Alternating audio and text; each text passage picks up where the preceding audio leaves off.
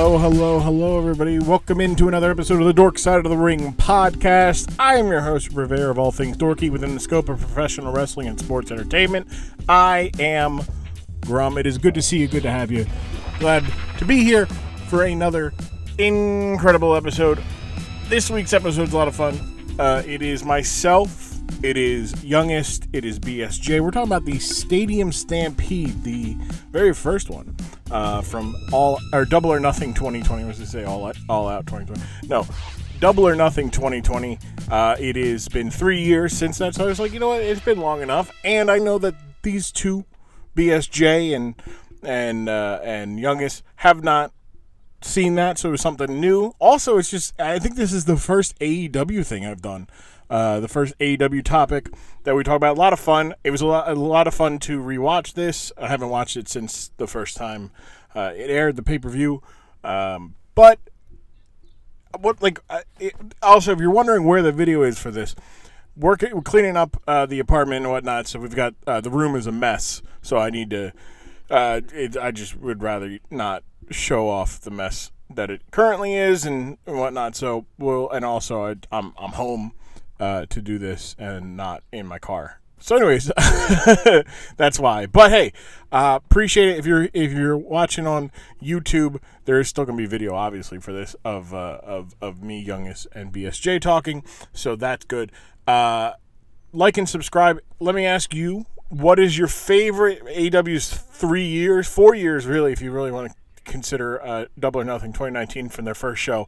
But it is. So 4 years. What's your favorite AEW memory thus far, 4 years into it for Tony Khan and company? But yeah, this episode, a lot of fun. We talk about pools. We talk about, we do a little shooter kayfabe. We talk a little football. Good stuff here. It's a lot of fun. Next week's episode already in the can. The following week's episode in the can. Like I said, we're doing some good stuff, getting stuff going. But the really overall, like this upcoming week, this drops is a big week for wrestling. I was gonna say for football. For wrestling, it's a Night of Champions, and it is Double or Nothing, and a lot of talk about as of recently, I should say, a lot of talk about importance in wrestling. You know, is this new WWE title important because it's not as important? Okay, not wrong. Very clear that there's a bird. Y'all hear that? Y'all hear the bird? It's right next to my. It's on my hood. It's on the windowsill. Why did I say hood? The windowsill. Anyways, I'm just gonna leave that in there. So I am. I'm of the mindset that everything was not as what Roman Reigns in the world. The Universal title is important, right? Why? Because Roman Reigns made it important, right? They made the Universal title 5 years ago, 2016. 7 years ago, Jesus. Or maybe it was 2017. Either way, 6 or 7 years ago, right? And that wasn't important. In fact, we laughed at it because it was called the Universal Championship. It was fucking red. Now it's blue. The idea that things are... the new World Heavyweight Championship, it's a consolation prize. Did we say that about I don't recall anybody saying that about the Universal title. I don't recall anybody saying that about the original World Heavyweight Championship when they debuted in 2002, right? This idea that things aren't important because they are where they're at right now is very weird. And that's to say, AEW is also experiencing something like that with the Four Pillars match, right? That should be important. It doesn't feel important, though. You know, your world champion doesn't feel important. But that's not the case. If you would have done this a year ago, if you would have done this Four Pillars match a year ago, it has an entirely different feeling of importance. Because a year ago, Darby Allin, Jungle Boy, MJF, and Sammy Guevara all felt important to the stories going on, right? Even that's even this weird Sammy kind of started wearing thin real fast as a babyface who came on the TNT title, and MJF fell off the face of the earth about a year ago now for a couple months. Jungle Boys in the tag team title. But they felt important, right? You had this moment where, so this idea that things are important or aren't important is very, like discourse for the sake of discourse, I guess, is maybe the phrasing I want to use here. Because it's just like, oh, like, this World Heavyweight title, it's a consolation prize. It's not going to be, though, right? Because ideally, whoever wins it, probably Seth Rollins, will make it be a prize. Maybe not the main, but it's a prize. And it's not a consolatory, it's a prize for the Raw brand. When somebody beats Roman Reigns, that's their prize. They'll be the champion of SmackDown. That's just how it goes, you know? But this idea that it won't be important because it's not important now is very short-sighted. Much like saying that the Four Pillars match, which has been built up very boringly, I'll say it, in my opinion, boringly. I do not care as much as I would have cared, but also I don't care for half of the people, 3/4 of the people in that match, as characters, I should say. But that won't be the case. Who knows? In a year from now, these four guys in this Four Pillars match might be the most important people in wrestling. Who knows? I don't. That's the beauty of this. Is just enjoy it, watch it, have a good time, appreciate things that are going on, you know, like appreciate that we're seeing a moment where Roman Reigns is on top of the world. We're going to have Seth Rollins, and we're going to have good titles, good workers with world titles in WWE, along with at least one mid-card champion that is good working. We have tag team champions that are good and are main event programs. Like this idea that like Sammy and Kevin aren't as hot as they used to be. They're not as hot as they used to be because they achieved what they were supposed to do, right? That's what happens when you have a babyface chase. The chase is hot and the title reign is not as hot because how do you tell the story of a babyface chasing when they've acquired? Bingo. You can't. You're sitting there, you're answering your question. That's why Dusty Rhodes would win the title and then would vacate it or something every time. It's not even just the world title. He did it with the TV title, he did it with the US title, because there is not as much heat, there is not as much interest in the babyface post-chase. Drew McIntyre is a near exception to this rule, right? Like the idea that, I should say in modern times, right? Post-Attitude Era. Because you need to have this ability as a babyface to stay as a character outside of your motivations. If you can stay hot outside of your motivations, that's great, right? That's why Drew McIntyre as a babyface worked. His motivations was not to just be the champ. It was not just to beat Brock Lesnar. It was to be the champion and be proudful and have pride in being the champion and what that means. That was his character's motivations. Sammy and Kevin Owens, what are their motivations? To mess with Roman Reigns right now. Is that as good as a motivation of beating the Usos for the tag titles? Maybe. Because it's not like neither of them beat Roman for the title. So they're content with being annoying. They want to take down the bloodline. Sammy does. Sammy wants the bloodline to be, he wants Jay and Jimmy and people to understand that Sammy wants Roman to be left alone under a crumble of his kingdom. That's what Sammy would love to see. You know, Kevin's just like, fuck it, I'll fight everybody. Fuck it, I'm on 100% of the time. That's their motivation, right? What is the motivation of the four guys in the AEW main event, right? MJF wants to stay champion. Jungle Boy wants to be champion. Sammy wants to be champion. Darby wants to be champion. That's all the four. That's their motivations, and it's very simple. It makes for a good one-off story. But after this, and if they lose, what's next for these guys? They still want to be a champion, sure, but what's the motivation? That's all. I'm at the point where you could look at the Elite versus Blackpool Combat Club. The Blackpool Combat Club hate the Elite because they don't think they're real. They think they're a disgrace to wrestling. They think they're talented, but they think they're jokes. That's good motivation. Why are the elite? Who are the elite? The elite are the elite. They want wrestling to be in their ideal of wrestling where you can be fun and you can be really good and they're friends. Like, again, not as great, but however, all that stuff, that's still more than just wanting to be champion. Everybody wants to be champion. What makes you fucking different? What makes you different? All that diatribe to say wrestling discourse for the sake of discourse is silly. But it does provide some good content. So let's get into this episode. Is myself, BSJ, and Youngest talking about the Stadium Stampede from Double or Nothing 2020 here on the Dork Side of the Ring podcast. What is wrestling? Well, see, wrestling is when two athletes dislike each other.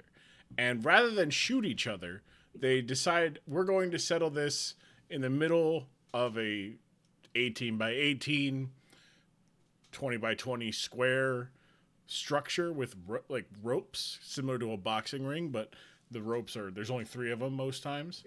And they wrestle in, outfits. Sometimes it's as simple as spandex underwear. What did you start? Why did you start this? Would you say it's something like big meaty men slapping meat? Well, at its best, yes. At its best, it is big meaty men slapping the meat all over the place. That's truly, at the end of the day, wrestling rarely gets better than big meaty men slapping meat. It's what God intended it to be, And God was like, if you say big meaty men slapping meat again, I'm just gonna be turning the volume down. I don't. No, it is what it is. That's wrestling. That is true. It is what it. Sometimes there's little skinny men flying through the air, and sometimes it's built muscle mommies smacking each other built muscle mommies. It is what it is. And is this in the show? Did we start? I have started the recording. Yes. This could make. Yeah. It's up to me, really. It's up to me if I want me saying built muscle mommies. I mean, for the hilarity's sake, I should leave it in. Put it on the soundboard. Yeah, exactly.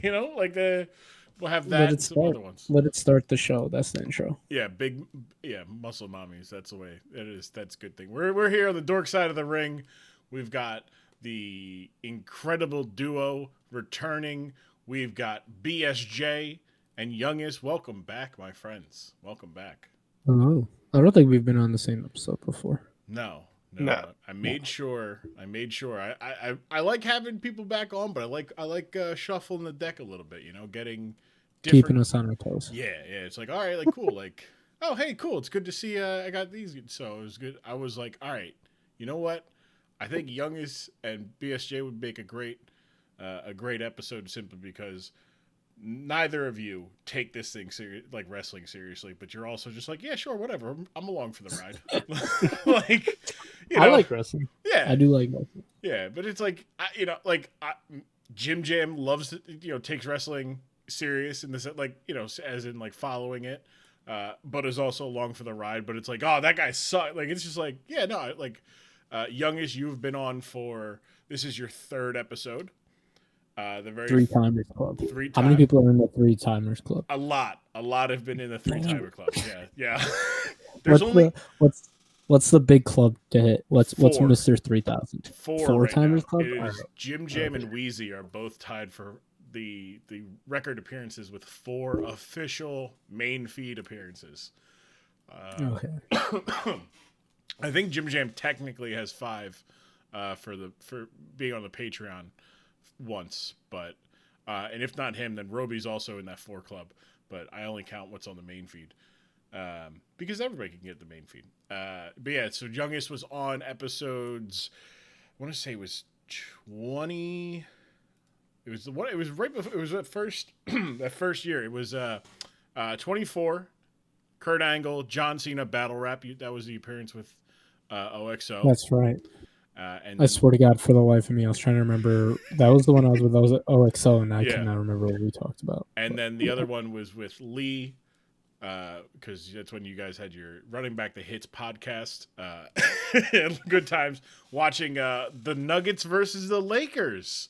Funny enough, but this time it was not LeBron versus Jokic. It wasn't even Kobe versus Carmelo. It was Dave Bautista suited up, taking on the Big Show and others. So yeah, that was a good time. BSJ also three-time member. We've got the WCW Junkyard Invitational, which again an incredulous idea, and then similar another Big Show. You and Kurt got to watch the Big Show shit his britches over in a feud with Eddie Guerrero. So that was good. That was a good stage. But it's good to have you back on. I like to do. I'd like to have my guests introduce and reintroduce themselves. BSJ, alphabetically, we'll start with you. Tell the people a little bit about you. Where they According can to whose alphabet? The American English. So after the numbers, which is then it's yeah. So it would be BSJ. Hey, I'm me. I'm chilling. I don't know, nothing much is new since the last episode. I moved out west, so that's pretty new. I became a morning person, so I just didn't change time zones. That's one way. You're like, oh man, I could just wake up earlier, or I can move 3 hours earlier, and then I'm waking up still at my normal time, but it's acceptable. It's very funny. Yeah, no, it's just like, yeah, I'm a morning person instead of a midday person. I got like a dust bunny in my throat or something. Jeez. Youngest on the other side of the table. Reintroduce yourself. Tell the people a little bit about you, where they can find you, and the whatnot.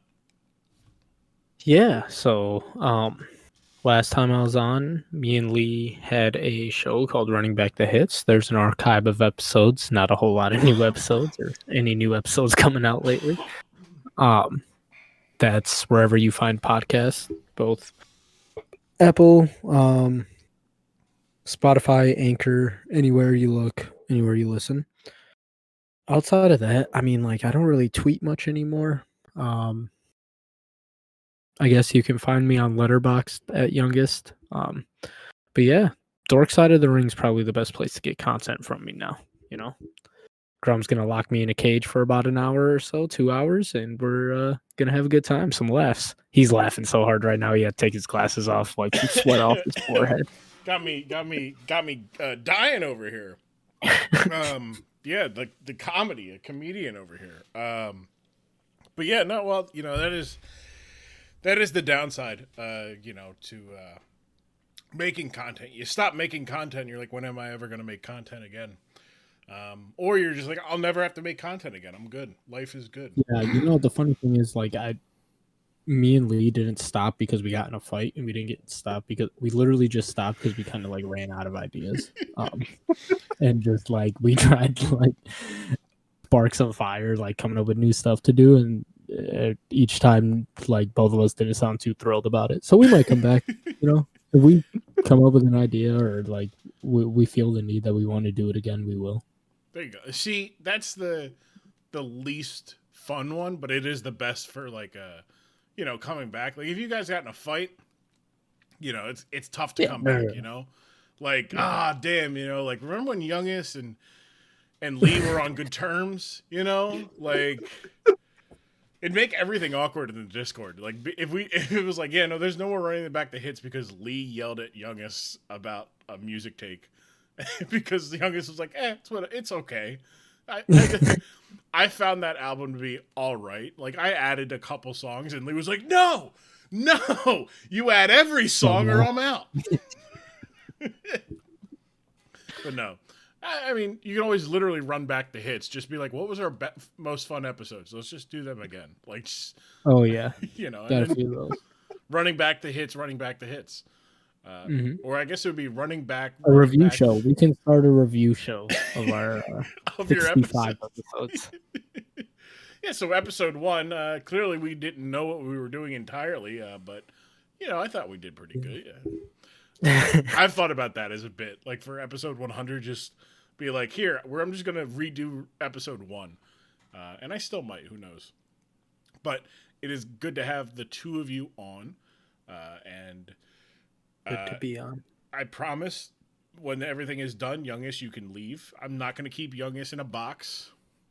No, or a cage or a range or anything. Youngest will be able to. The gentleman behind Youngest is to ensure that I let Youngest out. Yeah, I got a bodyguard behind me. His name is Mr. Bob. Mr. Bob.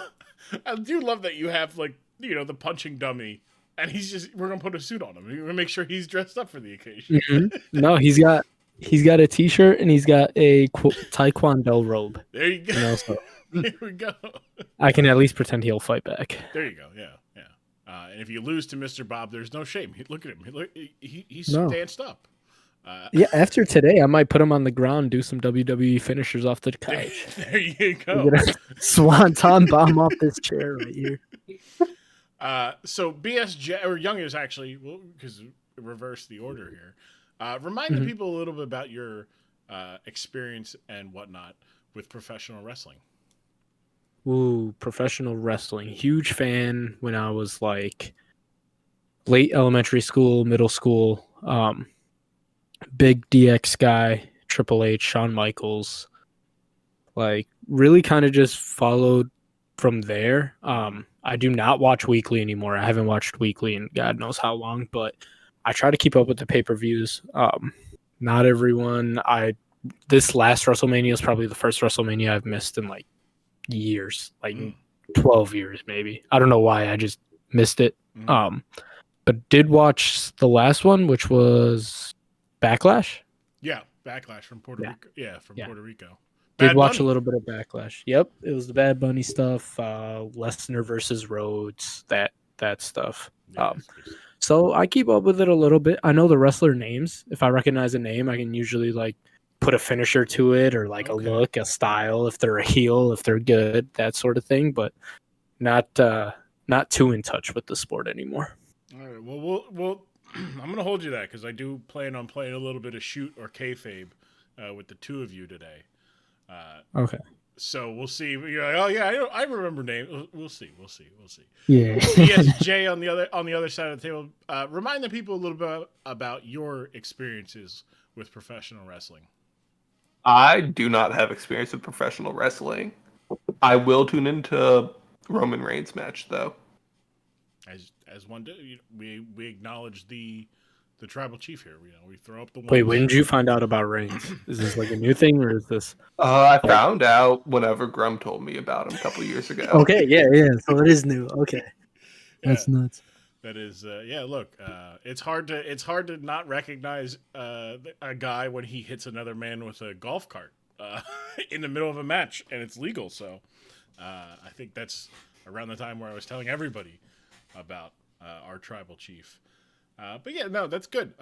Good. It's all. I enjoy having fresh eyeballs on some stuff, especially what we're gonna watch today. What we're watching from today, it is fun. It is modern. It happened 3 years ago this week, and so we'll get to that.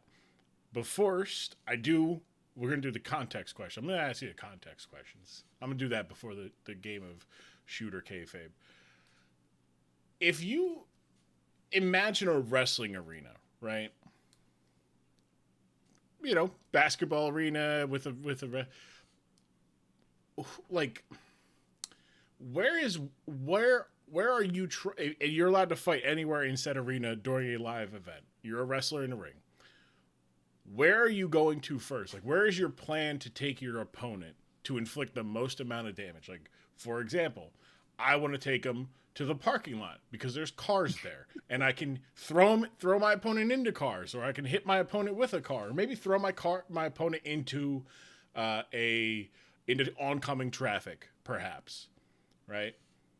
Or maybe I want to take them, like if it's the Wells Fargo Center, I want to take them right outside, the complex, take them to Xfinity Live, then throw them onto the the mechanical bull in the PBR lounge, and then just crank the thing wild and let the bull do the damage. So I'm asking you two, where in an arena or an arena-like structure, for lack of a better term, are you trying to take your opponent to inflict a lot of damage? We're going to the concession stand, Okay. and I'm using the fryer. Oh, good lord! I did say the most damage. You gonna deep fry your opponent? Some hot grease on them. Now, are you hoping there's food in there as well? So maybe like, you dump out. There's some chicken tenders. Like, oh, cool, like a little snack. Nope. No? Getting all the hot grease. I'm taking the food out. Oh. Yeah, no. Honestly, though, like, I know wrestling is a lot more real than like an action movie, right? Mm-hmm.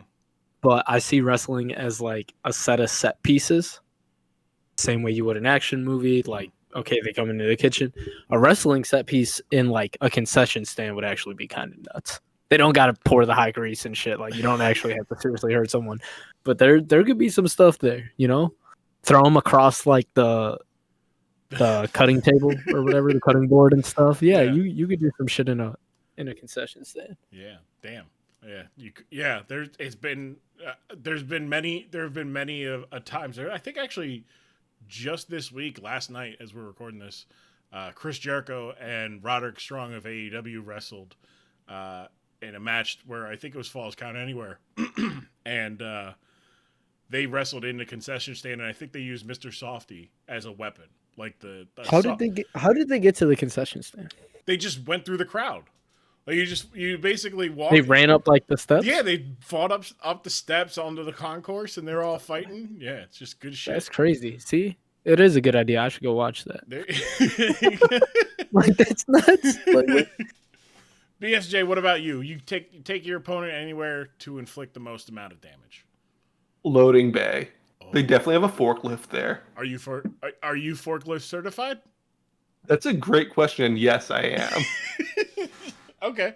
So now, all right. So then yeah, I feel like, does the forklift certification like unlock extra abilities? Like, where like, okay, I can, drive it, but now I can drive it and lift it.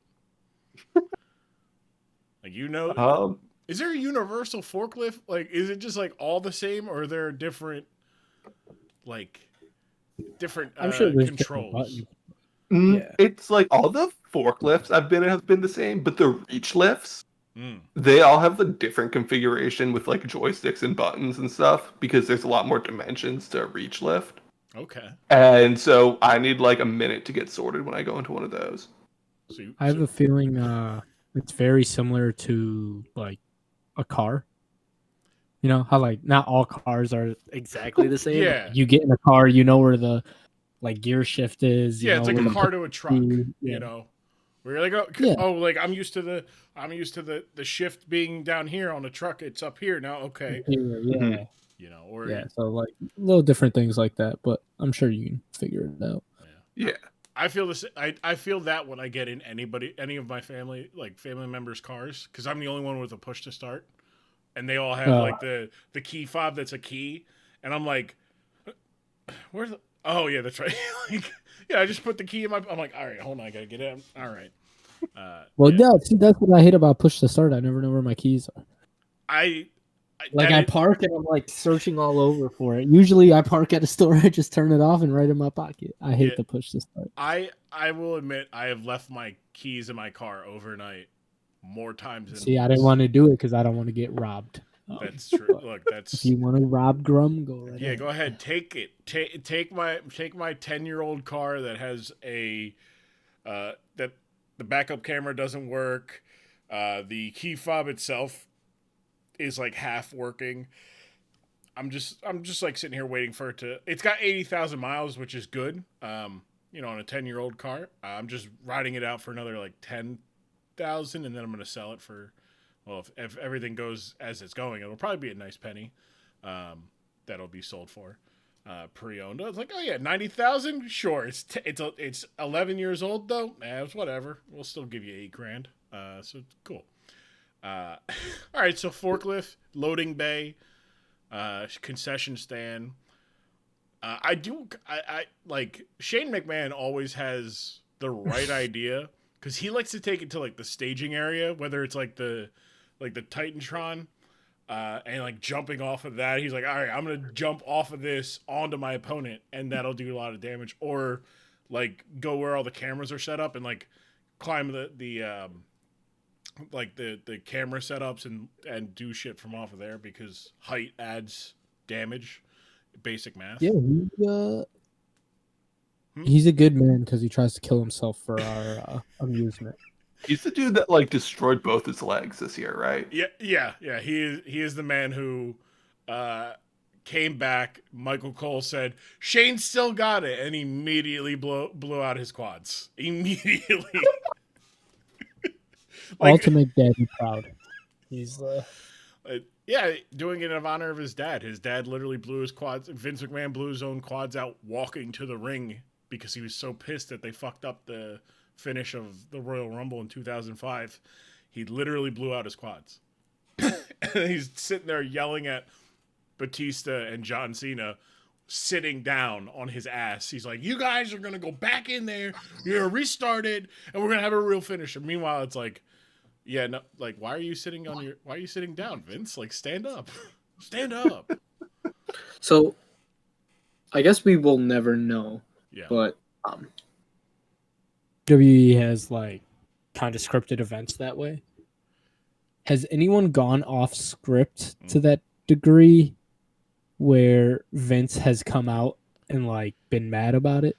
Like you say the Royal Rumble, I'm assuming that they like kind of pick out the Royal Rumble winner, right?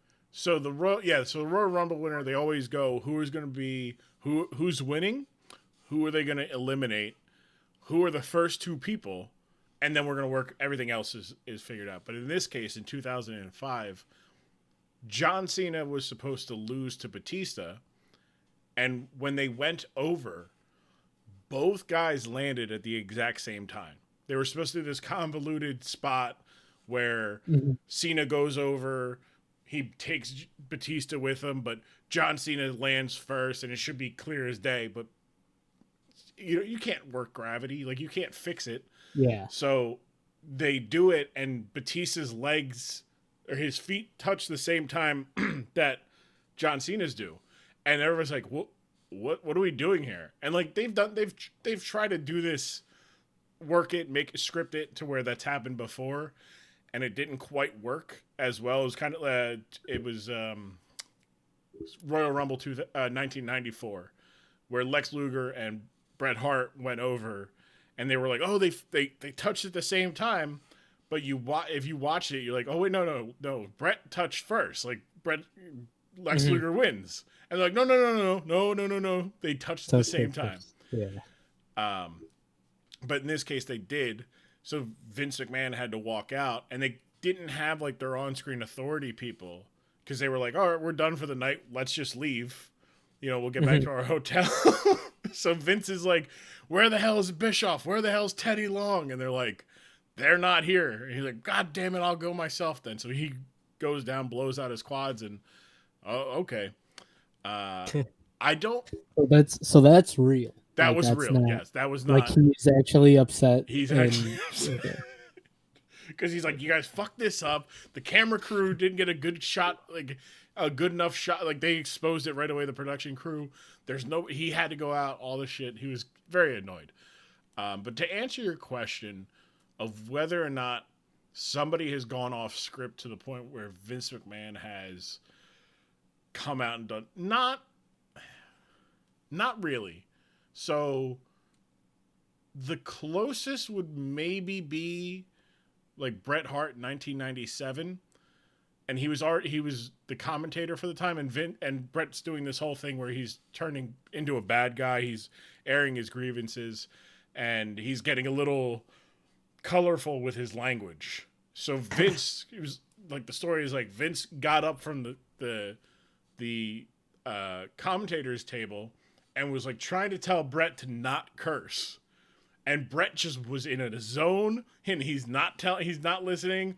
He's like, "You, what? No, I'm not gonna stop talking just because you want me to, Vince." Ah, blah, blah, blah, blah. And he's just going off. And Vince is like, "I don't care that you're yelling. I care that you're cursing. Like you're going to get you're gonna get the USA Network and our sponsors upset at us, and then that's gonna cost me money." But for the most part, if somebody very rarely has anybody truly gone off script. In like a promo, mainly because 7-second delay. Vince can be like, all right, cut the feed, go to commercial, stuff like that. But there's been times where like people have gone off script in the ring, where it's like, So that's more my question. If it was something that was like so messed up that both of them were no, because Vince's mindset has always been like nothing can go wrong. You can make the best out of anything. So like for example, I want to say it was 2018, maybe 2019. Charlotte Flair and Nia Jax had a match where neither of them wanted to pretend to be hurt. So they're just doing moves and just standing up like they're not like slam you on your back, get up and stand up like nothing happened. And they're like, what the hell? And they're like, just like the weakest shit. And you'd think like, when is somebody going to be like, hey guys, can one of you be a professional here? And they got back to the backstage area and Vince was like, what the fuck was that? That's a goddamn disgrace. And because one of them, Charlotte Flair, he's not going to punish her. So I believe they gave Nia Jax a couple crappy moments from there though. But that's that. Now, I would like to play a round of shoot or kayfabe. Shoot or kayfabe. Shoot and kayfabe are wrestling terms where shoot is synonymous with real. Hey, we're going to if you ever hear somebody say, "Oh, this is a shoot," in pro wrestling terms, that's when they're not scripting it. Like that is them talking. Kayfabe has a little bit more history to it in the sense that when wrestling was just kind of a carnival thing, when the wrestlers would be backstage or they'd be in the fair and whatnot, people could be like walking around back, so they had to have a code word that was like, hey, like people, non-wrestlers are around, and it was kayfabe, which is pig Latin for fake. Don't know who came up with that, but it is very, very smart, very smart. So I got 3 wrestlers. I want to ask the both of you, is it just a shoot? Is it real? Or is it kayfabe? Is it fake? So the first wrestler is Athena. Are you Googling? No, I'm not. Oh, you better not. I'm not. Fake. Okay. Young says fake. BSJ?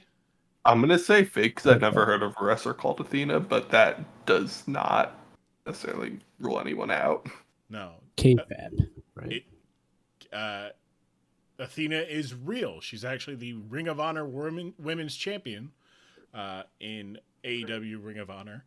She's doing some great stuff. So that is. Oh, this is AEW. This is an AEW wrestler, correct? There's been other ones. How about Hercules? Wait. Say the first volley or the first syllable again. Hercules. Oh, Hercules. Okay. Like the Greek. Like the Greek hero, yeah. The Greek demigod, yes. Hercules. Zeus's son. I'm going to say Kayfabe.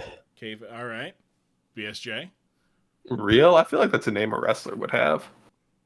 You'd be correct, BSJ. It is a real Hercules or Hercules Hernandez, a wrestler of the 80s. I believe he won a tag title in WWE, but dude was very much the kind of picture of what you'd think Hercules would look like body-wise. Also incredibly steroid.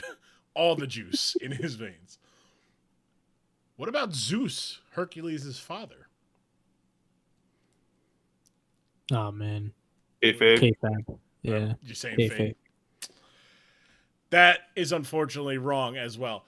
Zeus is also real. Zeus, otherwise known as, do you remember Debo? from Friday. Yeah. Yes. Oh, you know what? Tiny Lister? Yep. Yeah. He wrestled. Okay. So the story That sounds familiar now. the story of Zeus was that he was they basically took the character from No Holds Barred and was like, he's a real person and he's gonna wrestle Thunder Lips, except it's actually Hulk Hogan, because if we have Hulk Hogan, not Thunder Lips. So they ended up literally just being like, yeah, that's Zeus, and then proceeded to make an entire storyline based off of the movie No Holds Barred. And so there we go. All right, so BSJ, you won. Congrats. You're the winner. You got one right, one of the three. That might be one of the best performances of Shooter Kayfabe of all time. Yeah, that's Really? Hall of Fame batting average. That is And most times I tell people, and they get a little confused. They're like, all right, they're all fake or they're all real, and then they outsmart themselves, like, or maybe one of them is real. Which one? But you got the real one right with Hercules. So congratulations to you, BSJ. Thanks. Do I get a trophy? I don't. Unfortunately, I don't have one. Maybe I'll keep track of this like throughout the year and be like, whoever had the best percentage, they win. So right now you're leading since I just started tracking that now. So congratulations. But that unfortunately would have been I should have thought of a better way to I don't know, segue Shooter Kayfabe into today's topic. But today's topic does have the contextual question of fighting wherever you want to fight. So in 2020, the pandemic had just started, for the most part, in relative speaking terms. In wrestling was scrambling for these ideas of how to present themselves with no fans. WWE at the time was like, we're going to embrace cinematic matches. We're going to do the Boneyard match, and we're going to be doing a Firefly Funhouse match, and they were both received very well from fans and critics alike. So AEW, when it was their turn in the month of May for their pay-per-view Double or Nothing, they decided to also dip their toes in the cinematic match format. And they decided to take the growing blood feud between the Inner Circle, led by Chris Jericho, and the Elite, which had been this super group that kind of basically is the reason why all Elite Wrestling came to be. And they decided, well, we can't have a wrestling match with the fans around. That kind of means we can go wherever we want, because if we don't need if we don't have to worry about where the fans are going to be, we can go wherever we want. Well, AEW is owned by the son of Shad Khan, Tony Khan, which means they had all of the Jaguars stadium to themselves. So what we're going to watch is the first ever Stadium Stampede match between the Inner Circle and the Elite from Double or Nothing 2020.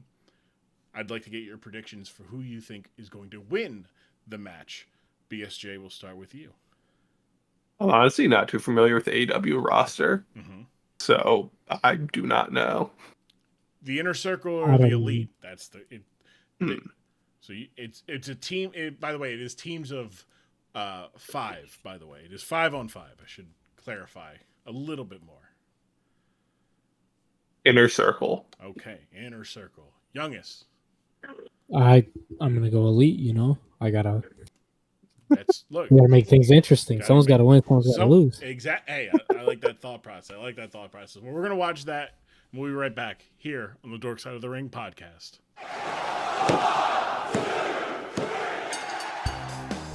Taking a moment out of the show, just for a moment, here to tell you guys what we got working on at support.grumm.tv. Working on keeping up on the uploads of the exclusive watch-alongs, so they'll be coming. Watch them and get them. Things have been a little hectic at home, so that's if you're wondering where some of that stuff is, it's on the way. It's in the pipeline. It's edited. It is scheduled. It's coming soon. As soon as this weekend, in fact, we'll be having content, as well as early access to next week's episode and the week after. And the weeks after. That's right. All that on the support.grumm.tv. The Patreon, for as low as $1, you can help support me be content man, be making content. Maybe some streams coming back soon as well. You can get speaking permissions for streams as well as everything else. Support.grumm.tv. Going to have some shorts coming out soon. Shout out the Atomic Bear Squidge for helping me with some of that stuff. So looking forward to that on the TikTok side of things. Dork Side of the Ring on TikTok, but also on YouTube. Shorts on YouTube, which, by the way, if you're watching this on YouTube or you're not, go to the YouTube, youtube.com/@DorksideOfTheRing. Like and subscribe. I appreciate that. Let's get back to this episode. We're back on the Dork Side of the Ring. We just got done watching the first ever Stadium Stampede. And there's a lot that happened. And there's a lot we got to get to. The first impressions, BSJ, what were your first impressions of the Stadium Stampede match? I feel like they use all the facilities pretty well. I guess the only places they didn't really go was the broadcast room with all the TV stuff and the bathroom. Yeah. I guess they could have gone to the trainers area, the medical area. Put someone through a doctor's table. Yeah. Tape somebody up. Just tape them up. Roll them down the stairs. Youngest, what about you? First impression? First impression is Sammy Guevara. That, goddamn, man, I haven't hated a wrestler like that in a while. Jesus, though, just overselling just everything. So that's the first hater thing. But outside of that, pretty good. They used everything, ebbed and flowed pretty well. Like BSJ said, it doesn't seem like they missed any major points or any major locations. Kind of hit them all. Good time. But yeah, it was a little weird because I've never watched AEW. So outside of Chris Jericho and Matt Hardy, the former WWE guys, none of those names or people looked familiar to me. Were you watching when Jack Swagger was wrestling? No, okay. That name. All right. Okay, it wasn't sure. Jake Hager, I should say, was the former Jack Swagger in WWE. Okay. Well. So there was 3 former, and everybody else is independent guys. So when I first watched this match many years ago, my first impression was, why did the bad guys come prepared? The bad guys, so in this feud, the heels are the inner circle. They're the bad guys, and they came more prepared than we're gonna wear football pants with some pads. We're gonna wear the jerseys. They came together like a team. I thought it was funny that they're yeah, everybody's the numbers that they have mean something. Chris 93, the year he was born. That's it. Couldn't even come up with 93, the amount of times he allegedly had relations with women or something. He was, especially when you're called the Spanish sex god or just the Spanish god. That's it. 93 just happens to be the year you're born. Okay, pal. All right. There's a lot of people that were born in 93. All right, not that special. Not that special. But yeah, that was the first thing that I was wow, okay. What, as far as set pieces and set decisions, we'll go, or spots, wrestling vernacular. Youngest, what was the spot? What was the thing that stood out the most?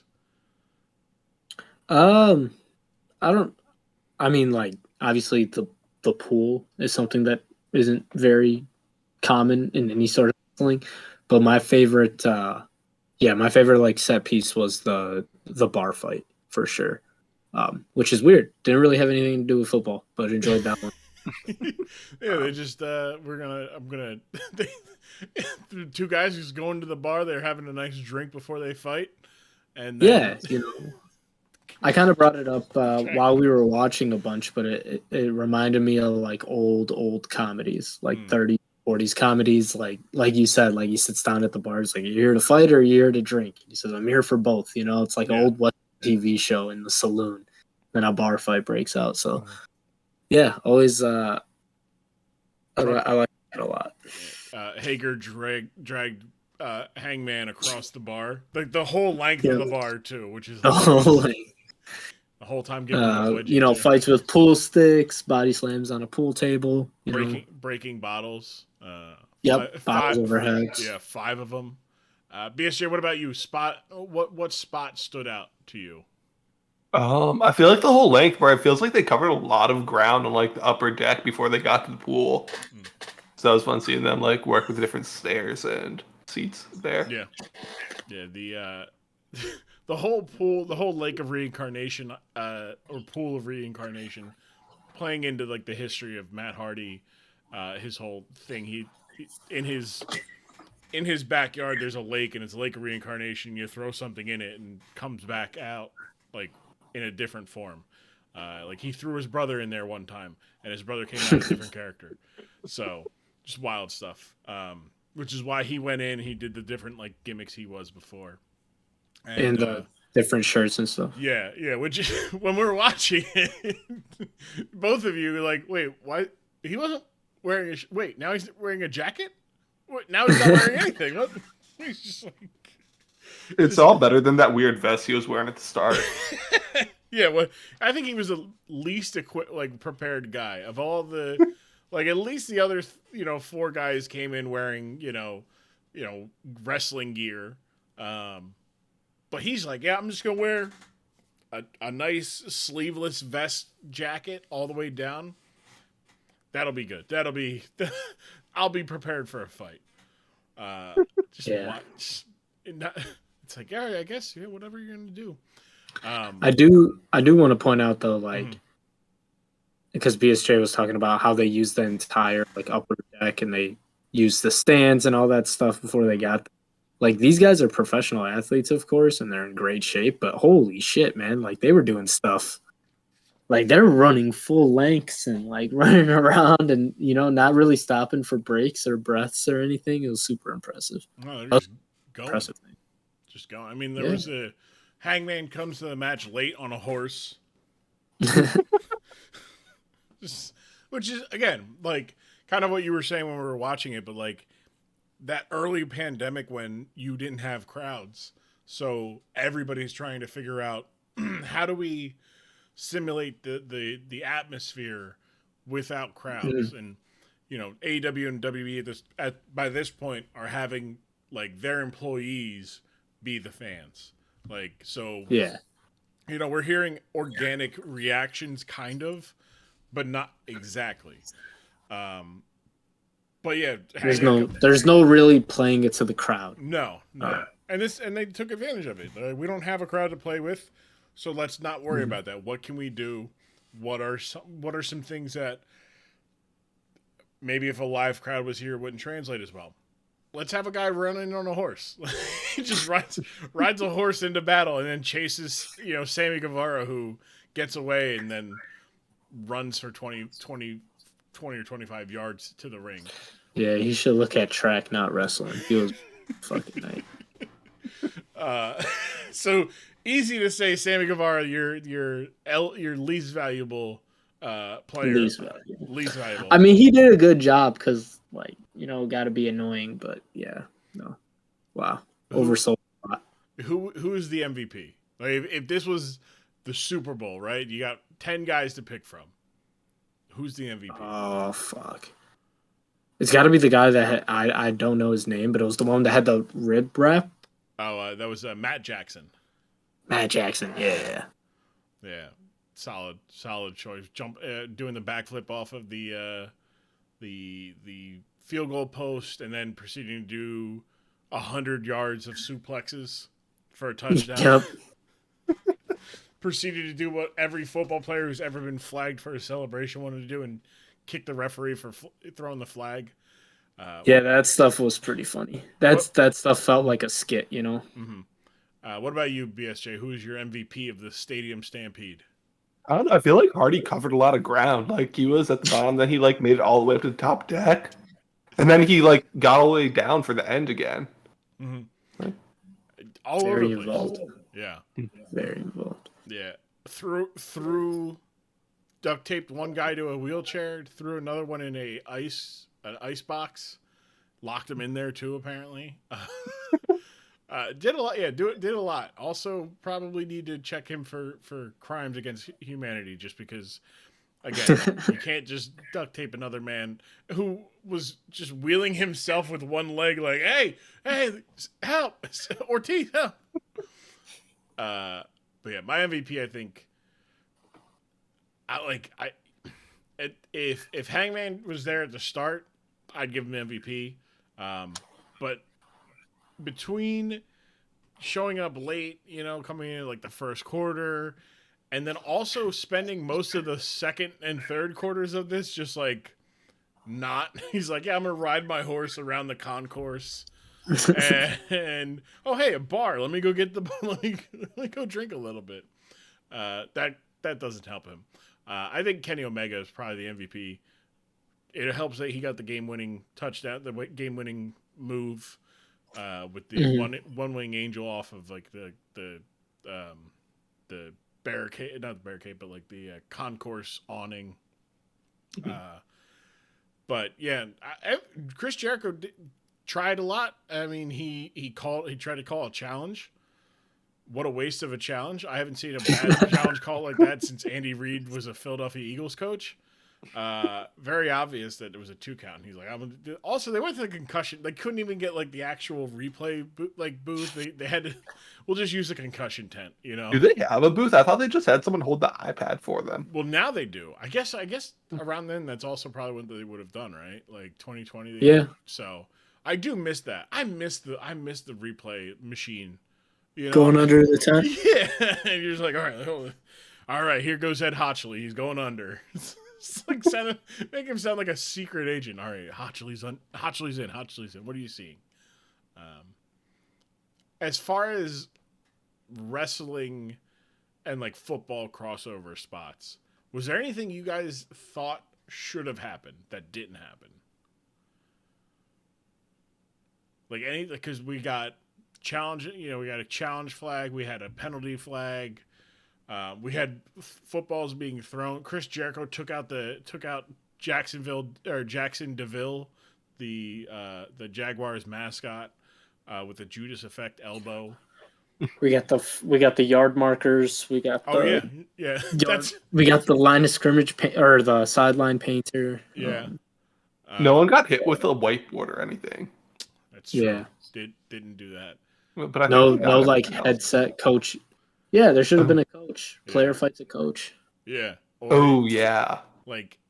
Just had like somebody be pretending to be a coach. You didn't even need to have like an actual coach. Like the second iteration of this, they incorporate like Urban Meyer a little bit. They have more cameos from people because it's the following. No, they're Doug Marone guy. Who was it? Didn't Jericho say he was a Doug? Who said they were a Doug Marone guy? I think it was Jericho who said it. But it's also still just like you could have got somebody could have shown up. Maybe I don't. Why not? But I would have loved to see like a set play. Like they're like, all right, guys, like getting in a huddle, like, all right, break, and then like line up. Yeah, there was none of that. There was no getting in formation. And no. We did have a nice like each like they started at like the 30-yard line and then all met at the 50. That was kind of cool, like a kickoff almost. But yeah, other like no like football like there wasn't. I like get like the fucking inflatable things that they use for like pass rushing drills. Oh yeah, the slappers. Yeah, the slappers. Yeah. Or the sled. Or the sled would have been great. Throw someone into a blocking sled. That would fucking hurt. Or just like really like you're going for like how like Jericho took down I think it was Matt Hardy with the takedown in the middle of the ring early in the match. You do that, but they're like running. They're like they put them in between, like they're between the person's shoulder and the blocking sled, and they're just pushing the one man sled with the man like That would have been good. I mean, you had Jake Hager. Like, he's big enough. He could have done it to one of the smaller guys. So it would have been funny. Yeah, that's involve the cheerleaders more. I don't. I think that's more COVID. It seemed like. Yeah. Mhm. That would because they were the only ones in masks. Yeah. I don't know if that was a cosmetic thing or if that was legitimately like they're not insured by AEW. Maybe. I mean, I don't even think they're insured by the NFL. Yeah. That's true. Yeah, let's get healthcare for the cheerleaders. Damn it! Come on, Roger. Yeah, why couldn't we? You know what we should have got? We should have got a Roger Goodell cameo, and like, or just somebody watch. Like, Put him through a table. Shit. I'm surprised they didn't have Minshew show up because that was when y'all were in like love with him, right? I think so. I think. Yeah. Youngest, you're the Jacksonville fan here. No, I thought he was a Rams fan now. Oh, did he drop the Jacksonville Jaguars already for the Rams? I was a Jacksonville Jaguars fan for 4 hours in the off season. I couldn't remember if he dropped the Rams for the Jaguars or the other way around. I'm both. I got an AFC and an NFC. There you team. go. Smart. You said I'm not rooting for the Packers anymore. Smart. Yeah. I'm trying to remember. Yeah, it is Minshew, right? Got to be Minshew. It was Minshew. Yeah, because they said Minshew Mania during the bit where they were leaving the field. Yeah. Minshew. Yeah. Mhm. So because Doug Marrone, it's Minshew. that was the year that they wins. That was the year that they went and got the first, like, just sucked and got the first round pick, get the first overall pick, like that following season. So Yeah, that was the year they won the first game, then tweeted like a lot more of this to come, then lost the next 15 games. what a a lot more of these. I don't know about that one. I do not know. But just absolutely, like, I'm glad they used the pool. Now, other than because I'm mad because the WWE was having, like, around this time they were originally supposed to have WrestleMania at Raymond James, the home of the Buccaneers, and multiple wrestlers was like, I want to do something off of this pirate ship, and no one ever got to do it. So it's like thinking of like other like trademark stadiums, not just football. I mean, like, football, it's tough because it's like the ship in Tampa Bay, and that's really about it. Like, no one else has like signature things, I feel like. Yeah. No, the Vikings got some shit. Do they now? Oh, I guess they get the Gallarhorn. You could have done. The scoreboard at Jerry World's probably big enough for someone to jump off of safely. Yeah, I was gonna say the Green Monster. That's what I'm saying. It's like, yeah, the Green Monster would have been a good Yeah, one. like I feel like baseball stadiums are the most unique. Yeah. Is it the it's Wrigley that where the half of the wall isn't covered in ivy, and that's for like they put the scorecards for, right? You have somebody. Yeah, they still use the old school do they? scorecards. Oh, nice. So like you just have somebody pull out. They just take the zero off, and then they reach in and start beating. Or each other. battering with it.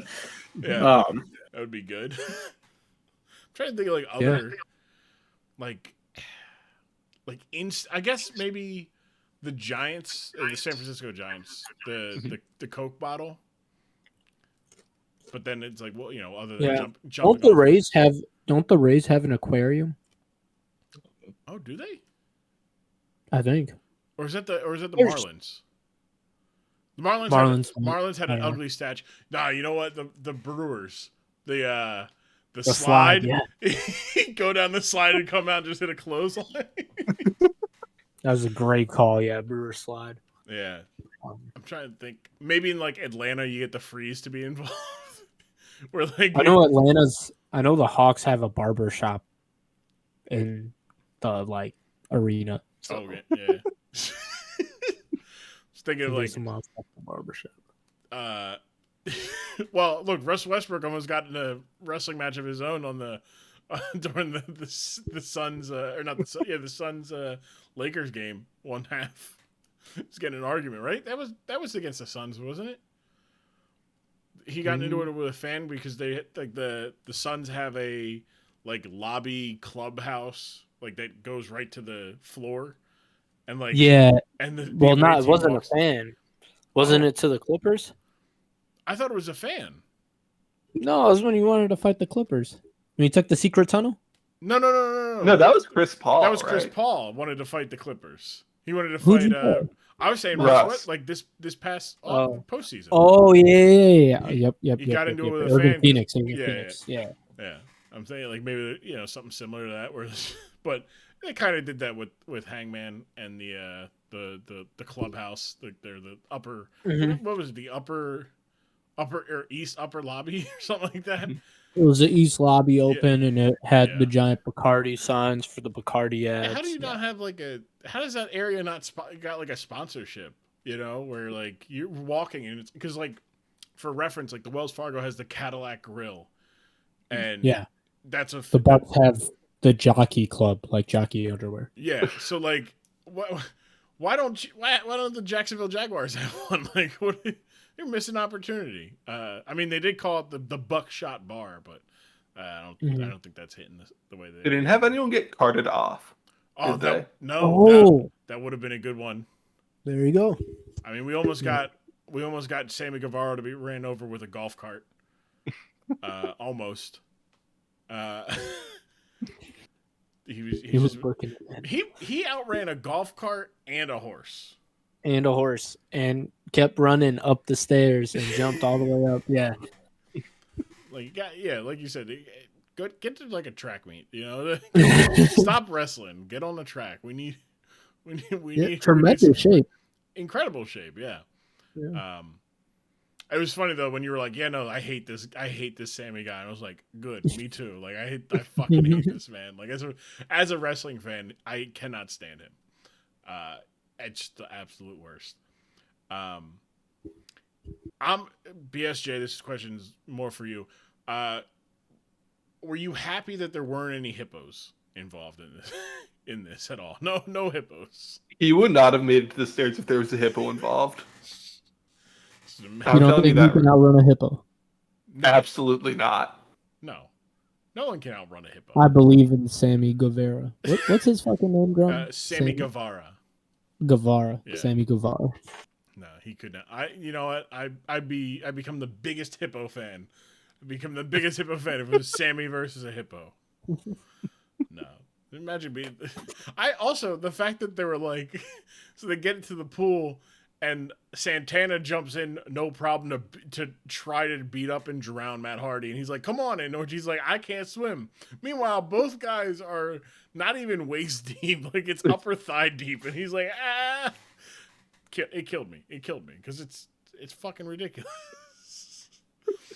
And he's like getting in. He's like, "Okay, I'm in. I'm good."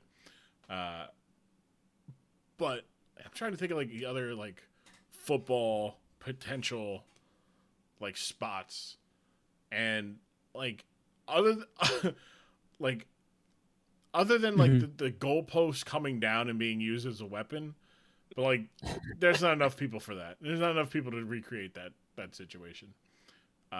You know what they should have done? They should have done this in Death Valley and had somebody run down the Clemson Hill just to do that, because they did that with Matt Jackson, like running down the stairs gingerly and carefully to gain momentum so that he could just belly flop onto Chris Jericho. I was like, why is he running up there? Is he going to sprint down? It's like, if he's sprinting down, he's going to miss a couple stairs. So he's like, Youngest, how did you describe him running down the stairs again? Oh, like like he was coming. It was the middle of the night, and he was sneaking down, not trying to wake up everyone in the house. BSJ said it was like he was trying to get some more cake for the night. That's right. I was sitting there like Full head of steam, and then he takes a stop and a breath.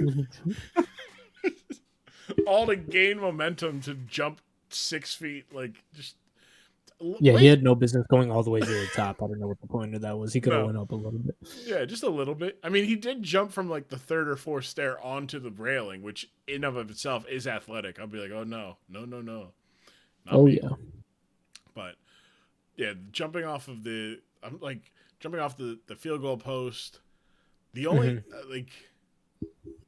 I think they really hit everything. Like, Yeah. other than a timeout, they didn't call a timeout. Like they, like to ice the kicker or something. Like, that would have been hilarious if they're like, "Oh, timeout. You can't kick him yet. We gotta." It's like, all right, good. I did the spot where Sammy was crawling to and then got hit by the sprinkler systems. It was a little funny. I mean, I know that shit hurt. That shit came out fast. And Yeah, with some that and force. the giant fans, the Oh, turbo fans, Mhm. using those. Oh, Yeah. Throwing one of the young bucks into the Jacksonville Jaguar mouth. Also, Yeah. big fan of that. I gotta ask you, Grumm, Yeah. because do you remember the old like NFL stadiums that used to split with baseball? Like absolutely. Miami. Yeah. The Veterans Yeah. Stadium in Philadelphia used to do it too. Okay. Has WWE ever run at one of those? No. Okay, see now that would have been The Coliseum in Oakland's going to be up for grabs soon, I hear. Yeah, maybe Endeavor can buy that, and that can be the home base of WWE, and they do shows there. No, that would be because then you can throw in some baseball in there. You're like, all right, there is though. It is a topic that I do want to. There is a match in Japan. There's a company called DDT Pro, and they are very much the slapstick comedy to New Japan's very serious. It is it's Adam Sandler. It's Happy Madison Productions to like Martin Scorsese. Like they do comedy. It's very good. It's very funny. But you could get the same actors in both. Like, for example, there is a match where it was in an empty stadium arena match, like in the Tokyo Dome, there where they play baseball. Empty as hell. There's not a single person in it, and it's between two guys, one of which is considered one of the more badass pro wrestlers. They call him the Murder Grandpa nowadays, and he's just fighting. They're just having a match in an empty baseball stadium, and they do the bit where they fight to first base, and the referee's like safe, and they fight to second, and he calls them out, and then he argues with him. He goes, "No, I was." So it's very like there's a lot of stuff there. They fight in the dugout. They have like paparazzi. The one of the team's mascots is dancing on the dugout, and it distracts the other one of the competitors because he starts joining in because that's what you do when you see a mascot dancing. Unless you're Chris Jericho, then you take him out. But like WWE does run baseball stadiums, like the I want to say it was Royal Rumble 2020 was in Houston, so it was at Minute Maid Park. And 2022 I think was in Arizona, like the Diamondbacks stadium. Mhm. But like they make the shows kind of like uniform, so like you can't really, they don't really try to embrace too much of that. That was then. I mean, Backlash, they did have sand all the way to the ring because they were in San Juan, and there are beaches in Puerto Rico. So, but like that was pretty sick. it was, actually. yeah. But yeah, so maybe we get a maybe we get a show, and they're like, you know what, let's incorporate all the sports into one. I feel like AEW, from what I know, I feel like AEW would be more open to that than something like WWE. WWE has like brand recognition it kind of needs to keep for its wrestling, I guess. Yeah. They embrace some of the funnier, like the wackier stuff. I mean, like they had Sami Zayn took on Johnny Knoxville at WrestleMania last year, like in an anything goes match, and it was just jackass bits, like the hand coming out of nowhere to slap him, a giant mouse trap, Wee Man, Party Boy, like everything.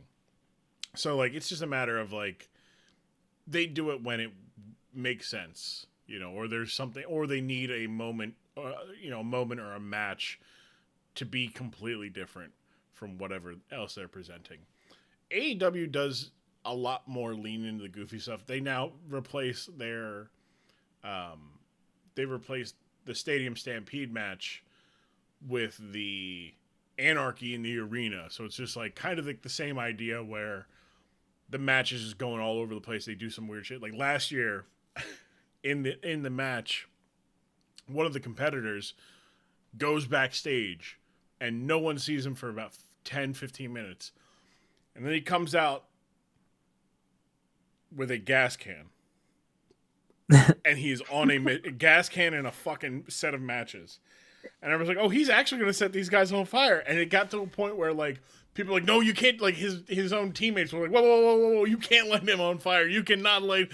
That is murder. That is not okay. He's like, I'm going to murder him. I know what it is. I want to murder him. Fire grease in the concession stand, Grumm. I'm trying to tell you. It's just good stuff. Yeah, no, wrestling is just when they embrace silly shit like this is good. So Youngest, you said the Elite were going to win. They did win because of Kenny Omega's one-winged angel off of the balcony awning. BSJ, as you picked the losing side, do you regret your decision to pick the Inner Circle when you saw... I should really say, at any point, did you regret, either of you guys, regret your decisions on who to take? I'm going to be honest. I completely forgot who I took as soon as the match started. I was just vibing. I was like, oh, okay. I couldn't even tell who, like, the heel and who the good guys were until you mentioned it after. Like, Gotcha. seemed pretty equal to me. Yeah. But after you mentioned it, yeah, it did seem like Inner Circle was getting into more shenanigans. I recognized Chris Jericho's name, so I felt pretty good about my choice. Hey, Chris Jericho, I know that name. Yeah, no, that's a dependable name I can rely on. Yeah, yeah. It's like I recognize that name from 20 years ago, but still, like I feel like that. If he's still going and 20 years later, sure, he's doing fine. It's absolutely wild. He's still wrestling. Like he's like 53, 54. Oh my god, get a job. There is one of my favorite moments. They had I want to say it was in 2020, maybe 2021. They had a AEW show after basketball. So they had the Inside the NBA crew lead into AEW. And NBA Twitter is watching it, and they're like, all right, whatever. And they lead with Chris Jericho, and they're like, he looks like melted ice cream came to life. He did not look great. He looked horrible. He looks good now. He went and got himself in shape. Those human growth hormones. He's on the Rock diet. But he did not look good. He looked sloppy. He looked chunky.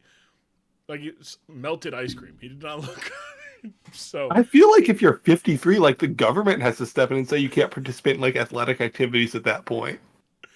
I mean, Ric Flair was doing it for how long? Ric Flair was doing it until he was 60, and then he unretired last year for one last match. And at like 80? Yeah, almost 80. Like, let's see, right now, I believe he's like 70. I believe he's 78 right now. He's 74. So okay, he retired in 2008. So that was like 60, 59, 60. And then 23. Yeah, that would be like, he was like 59. So now he's old dirt man. And like, absolutely wild that he did it. Also after like a heart attack. And he had the gall to do a spot in that last match where he literally grabbed his chest as if he was to fake to gain an advantage. He's like, ah! And they're like, oh god, and he's like poking. Oh, an ambulance, but not for me. Yeah, absolutely, like, yeah. It's just But I believe you're. I see. I'm right. I agree with you. You are right, BSJ. If you're still wrestling at 55, go home. Be a parent. Be a husband. Be a wife. Be anything but a pro wrestler. A local at your bar. Yeah, local at your bar. And who knows? Somebody might roll up and they want to fight you, and you go, "All right, are you here for a drink or you're here for a fight?" And then you tell Be them one of those old Italian dudes who just watches construction workers all day. Yeah, you just go find Chet and just be like, "Yeah, what are you doing over there, bud? Yeah, is that a 815 lug nut? Yeah, it's a good one. Yeah, it's a good one. You guys want anything? I'm going over to the deli. I'll get you. You want a sandwich or something? You guys are doing good. But don't be a pro wrestler. Go be anything but. Or hell, be like still in wrestling, but don't be shirtless. Wear a suit. Be Mike Breen. Be Vince McMahon to some degree. Yeah, not all of it. Don't be be Vince McMahon on camera. Perhaps be the character Vince McMahon. Don't be real life Vince McMahon. Don't. I'm not even sure you want to be Vince McMahon on camera. I mean, yeah. Like if you're just being the character, maybe. But I just mean in general, like a guy that walks in a suit out there. Yeah, never not wearing his. Have either of you seen the pictures of what he looks like right now? No. Yeah, not entirely. Oh, like I feel like I have, but I boy. can't remember it off the top of my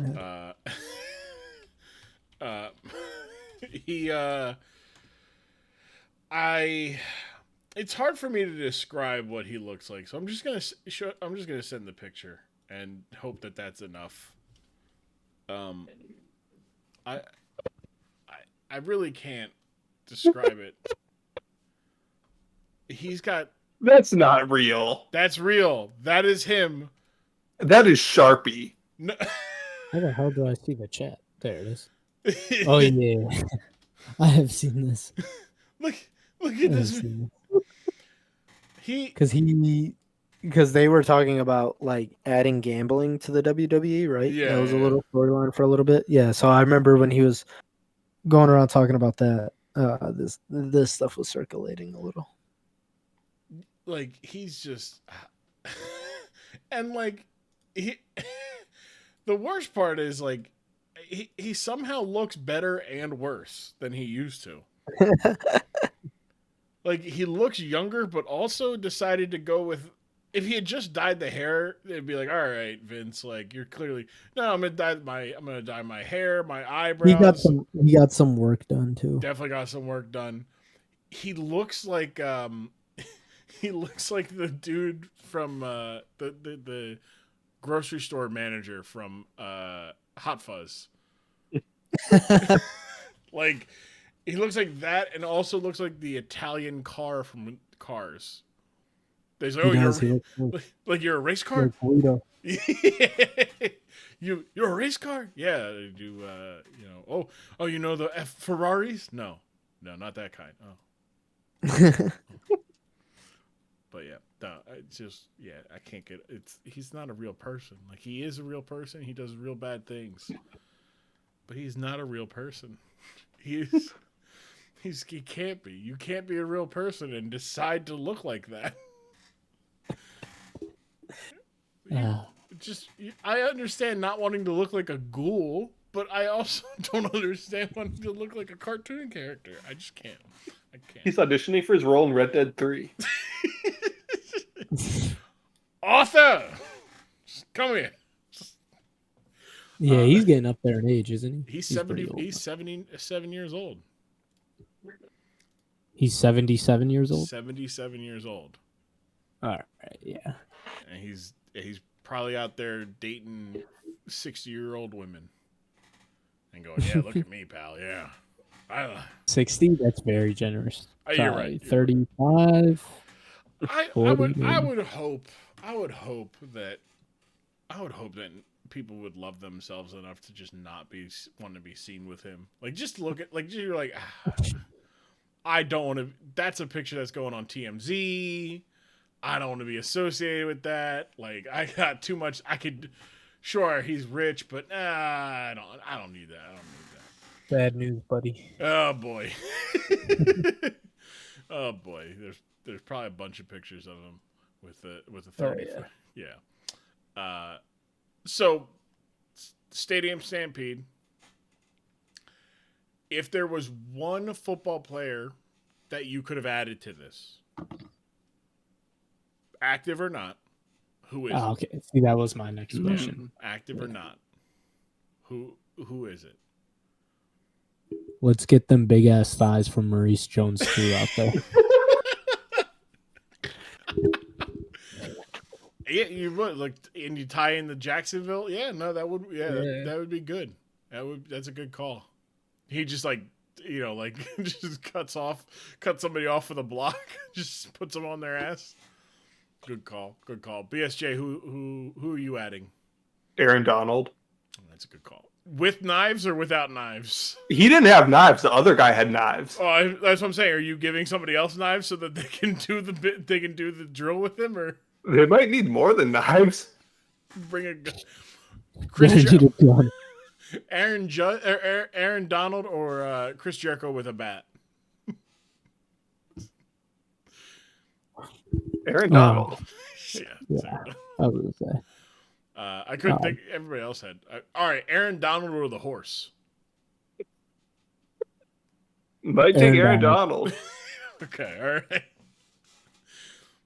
I agree. Low man wins. I don't think the horse can get low enough. You've seen Blazing Saddles. You remember the Skinny horse legs, scene. skinny legs. Skinny legs. That's true. Yeah. I would add both Peyton and Eli Manning. I would like them to be just doing their Manning cast for this. Like, He's putting Eli in the pool. He's like, that's a good idea. Let me go join. Come on, Eli, let's go. But no, I would love a Manning cast where they're just like, yeah, no, they bring on like just somebody else, like Kevin Hart. Like, what do you think we're seeing here? It's like, God, what? He's drowning that man. Somebody call the cops. What are we doing here? But yeah, no, that would be my contribution for a football player. As we wrap up here, BSJ, final thoughts. Anything we didn't cover that you wanted to make a mention of? Any ideas and the whatnots about the match come to mind? Oh no, that was sick. I definitely think like having the one guy be a coach thing was a good idea, or like do a set play or something. Mm-hmm. Yeah, I enjoyed it. Nice, good. All right, that's good. All right, Youngest, how about you? Huge fan of this. Always love coming on the dork side so I can watch insane stuff like this. Grumm always tries to find like absurdist stuff. I never watch a regular match in here. And like seeing AEW's cool experience. Never watched it before. I don't want to say it looks like lesser tier wrestling, but it definitely has a different feel than the WWE. They're trying to do something different. And I can kind of tell around that. And then just good time. I didn't feel like I was missing anything. That's good. That's good. Well, Youngest, where can the people find you? What do you got working on? What would you like to bring awareness to? All that good stuff. As is, the floor is yours. Okay, let's see.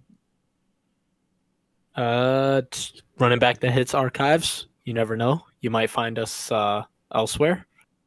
We might come back. I'm on Letterboxd at Youngest. You can follow me there. I don't tweet as much anymore, but my Twitter is out there just in case I do tweet. And yeah, nothing else really to bring up. Nuggets are going to win the finals. Go Brewers, I think. I don't want to hitch myself to that wagon just yet. Go baseballers. Go baseball. Yeah, Go you know, baseball. a little baseball. I'd say go White Sox, but they're getting their asses handed to them, so we don't really have to talk about that.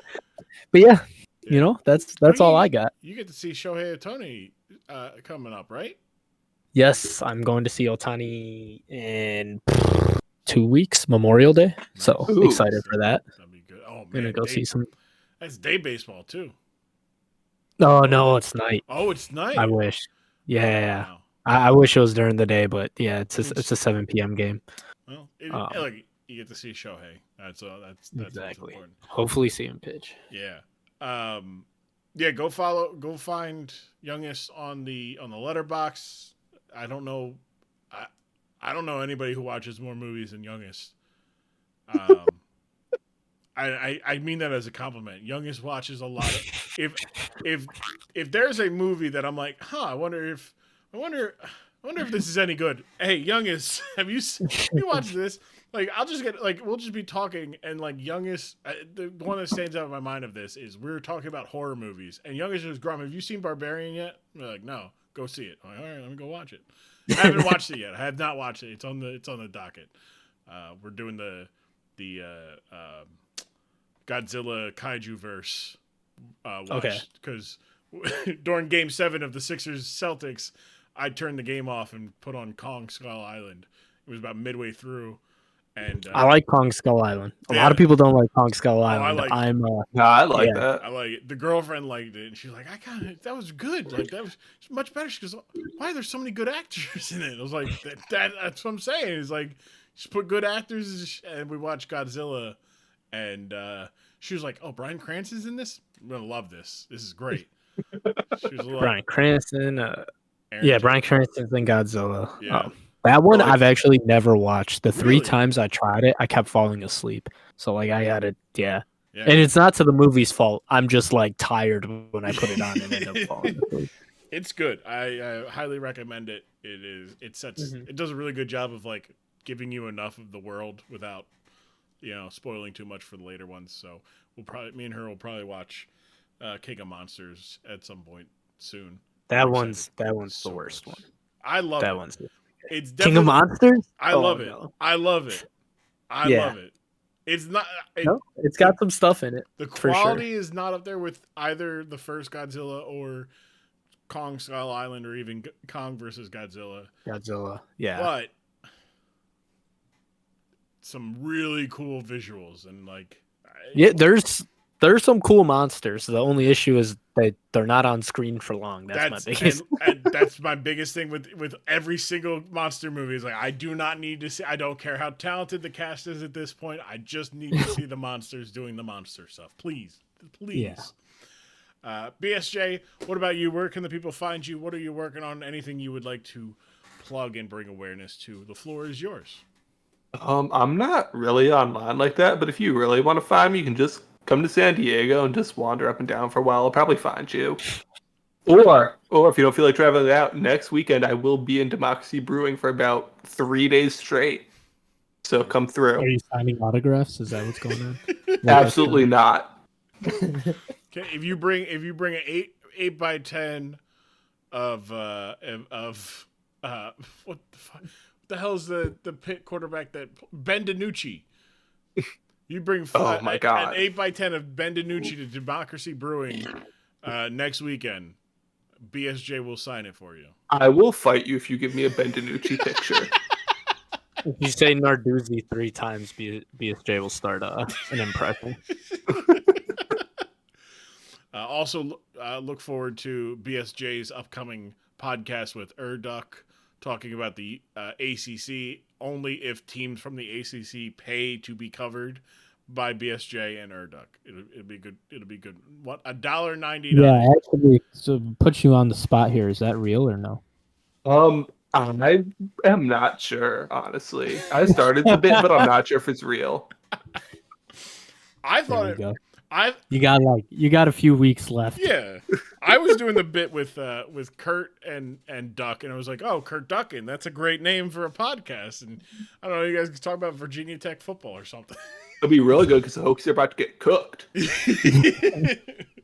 Brian Fuentes has ruined my childhood.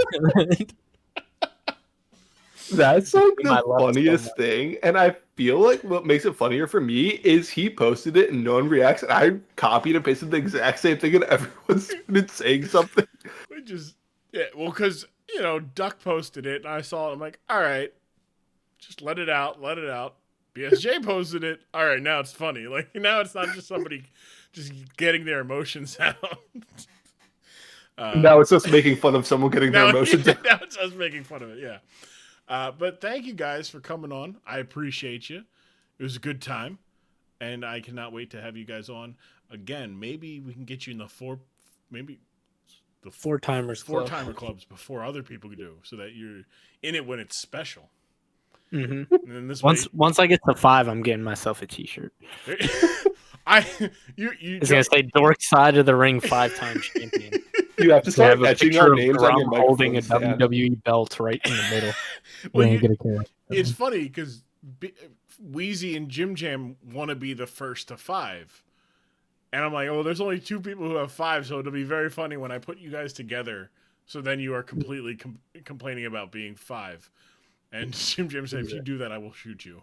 That's right. nuts. That's all right. Like, Wheezy, what happens if I do that? I'll be the champion because alphabetically I appear first. So like, sure. But thank you guys for coming on. It was a good time, and I'll see you guys around. Love you. Thanks for See ya. having us.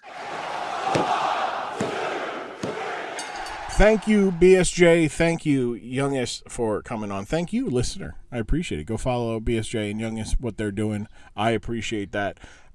Also, if while you're doing that, follow the Dork Side of the Ring on Twitter, at Dorkside Ring. Follow me on Twitter, at I am Grumm. Instagrams for the same Dork Side Ring, and I am Grumm. That's about it. Next week's episode, it's a good one. It is myself, it is Kurt, it is Gus Bromsky. The fellow. Look, this is a fun episode because it is very much the standard Dork Side episode where we talk about we talk about the match, and then immediately find a 45-minute conversation within talking about some nonsense like high school desks. What a time. But that's next week's episode. That's episode 91. Episode 100 coming up soon. I'm gonna get some guests for that. I think we'll do like a maybe we'll do it live. Who knows? We'll see.